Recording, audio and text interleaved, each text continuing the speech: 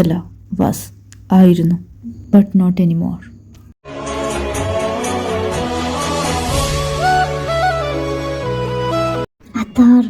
Please, ഇവരെ വെച്ച് വേണ്ട. അല്ലെങ്കിലും ഇവനെക്കുറിച്ച് സംസാരിക്കാൻ എനിക്കും താല്പര്യമില്ല. Just leave it. Come to my cabin. ഞാൻ വരാം, നീ ചെല്ല്.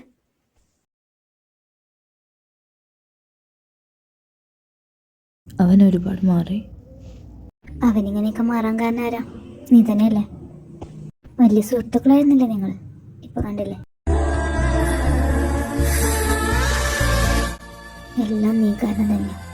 എല്ലാവരുടെയും മുന്നിൽ വെച്ചാ എൻ്റെ ഫീലിങ്സിനെ നീ അപമാനിച്ചത്.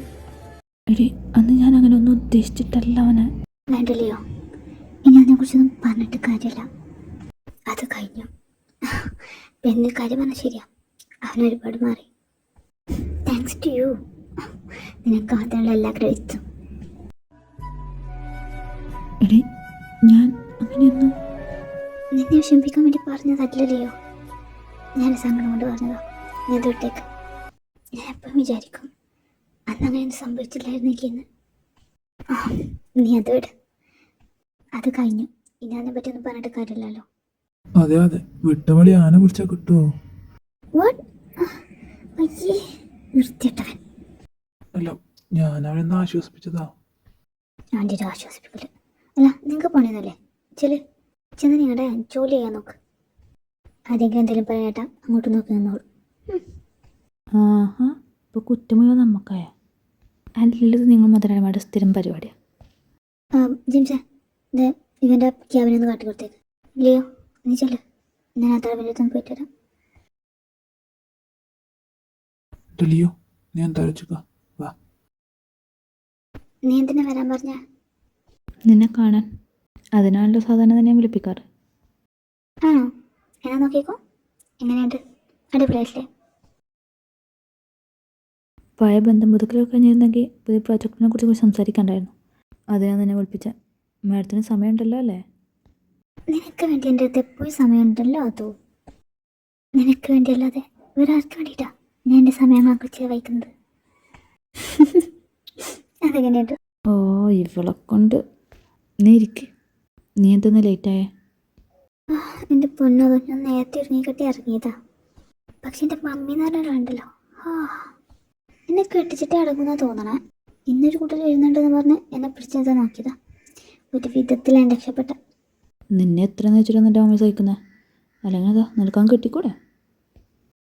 വേണ്ടട്ട് നീ പോടാ, അതൊന്നും സെറ്റാവില്ല. നിനക്കറിയാലോ, എനിക്ക് പ്രേമത്തിലൊന്നും വിശ്വാസമില്ല.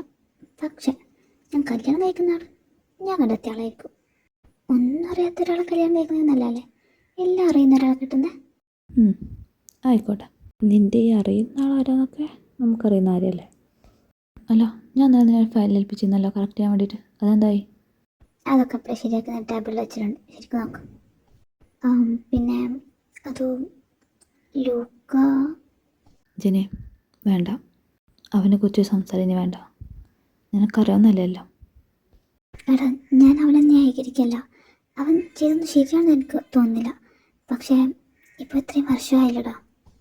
ഇനിയെങ്കിലും എല്ലാം ഒന്ന് പറഞ്ഞ് അവസാനിപ്പിച്ച് നിങ്ങൾക്ക് പയപ്പോലെ ആയിക്കൂടെ? ജെനി, നീ തന്നെയാണ് ഈ പറയുന്നത്. നിനക്കറിയുന്നല്ലോ. എനിക്കവൻ ആരായിരുന്നെന്ന് ആരെക്കാൾ നന്നായിട്ട് നിനക്കറിയുന്നത്. അന്ന് നീ പറഞ്ഞിട്ടല്ലേ ഞാൻ അവനോടെല്ലാം തുറന്നു പറഞ്ഞ. എന്നിട്ട് അവൻ എന്നോടന്ന് പറഞ്ഞത് ഇപ്പോൾ എൻ്റെ കഥ എനിക്ക് കേൾക്കാം. അത് വിട്ടേക്ക്. I am sorry. ഞാനെല്ലാം തീർന്നോട്ട് വിചാരിച്ച് പറഞ്ഞതാ. നീ അത് വിട്ടേക്ക്. I'm sorry, sir. I'm sorry. ഞാൻ പിന്നെ വരാം. You continue. ഹേ ഫെലിക്സ്, കമൻ. സാറിൻ്റെ കോഫി അവിടെ വെച്ചേക്ക്. Okay sir. ജോനി, എന്നാ നീ ചെല്ല്.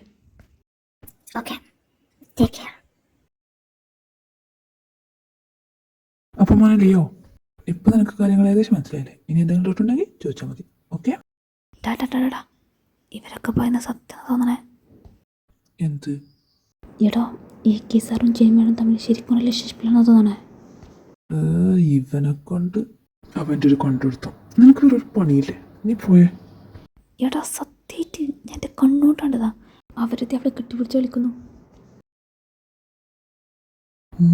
നീ ഇപ്പൊ അതിൻ്റെ അടുക്ക് അത് ഒളിഞ്ഞു നോക്കാൻ പോയാ? അയ്യേ ഞാൻ ഒളിഞ്ഞു നോക്കുന്നല്ല, ഞാൻ സാറിന് കോഫി ആയിട്ട് പോയപ്പോൾ കണ്ടതാ.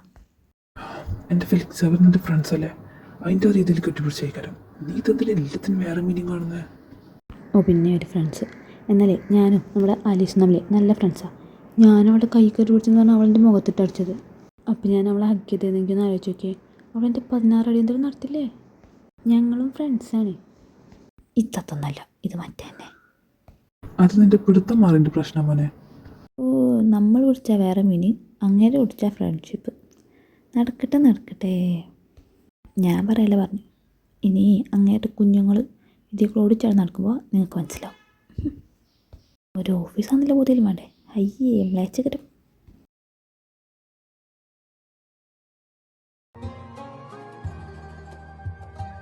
ലിയോ കഴിഞ്ഞ വർക്കൊക്കെ?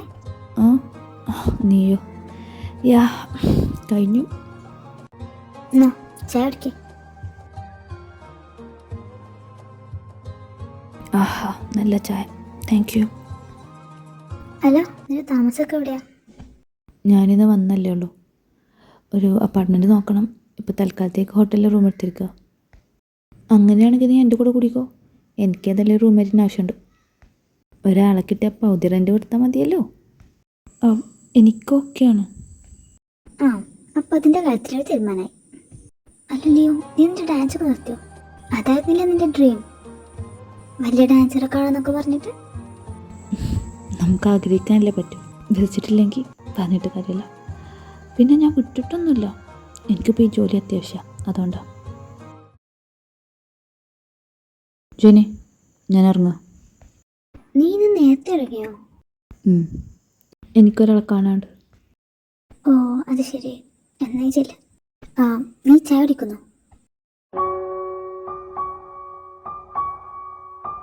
വേണ്ട ഞാൻ ഇറങ്ങി. അതെ, നിങ്ങൾ തമ്മിൽ ശരിക്കും ഒരു റിലേഷൻഷിപ്പിലാണോ? നിനക്കെന്ത് തോന്നുന്നു? ആണല്ലേ. മോനെ എന്തെങ്കിലും വർക്ക് ഉണ്ടെങ്കിൽ ചെയ്യാൻ നോക്ക്. പോയാ അത് ശരി. നീ എന്താ ആലോചിക്കുക വന്നേ. എനിക്ക് തന്നെടേ നമ്മുടെ റൂമിനെ കുറിച്ച് വളരെ അത്യാവശ്യമായിട്ട് ഇമ്പോർട്ടൻ്റ് ആയിട്ട് അറച്ചണ്ടിട്ടൊരു കാര്യം പറയണ്ട.